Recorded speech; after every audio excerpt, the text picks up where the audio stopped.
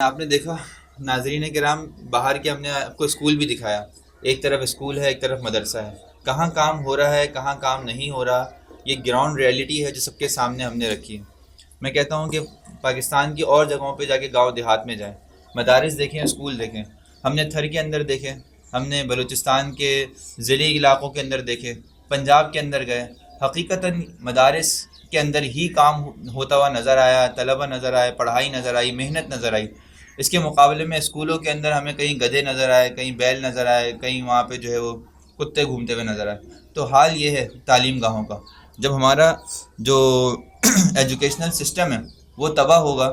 من حیث المجموع قومی اعتبار سے، تو ہمارے یہاں کیسے ترقی ہوگی، عوام کے اندر شعور کیسے آئے گا؟ تو بہتر ہے کہ ہمارے جو گورنمنٹ کے ادارے ہیں وہ آئیں مدارس کے اندر، اور وہ آ کے دیکھیں یہ لوگ کیسے ایسے اتنے بڑے بڑے سیٹ اپ چلا رہے ہیں، کس طرح طلبہ پر محنت کر رہے ہیں، وہاں کے اساتذہ کو یہاں بھیج کے ٹرین کرائیں تاکہ پتہ چلے کہ کام کرنے کا یہ انداز بھی ہوتا ہے، اتنے بہترین اور منظم انداز سے آپ کام کر سکتے ہیں، اور بہت کم فیسوں کے ساتھ۔ جب یہ حضرات بغیر فیسوں کے اتنا کام کر سکتے ہیں تو آپ تو فیسیں لیتے ہیں، آپ کے لیے تو مسئلہ ہی کوئی نہیں ہے۔ تو الحمدللہ اب تو اللہ کا شکر ہے کہ مدارس کے اندر عصری تعلیم کا بھی بہت زیادہ ایک ماحول بن چکا ہے۔ تو بہتر یہ ہے کہ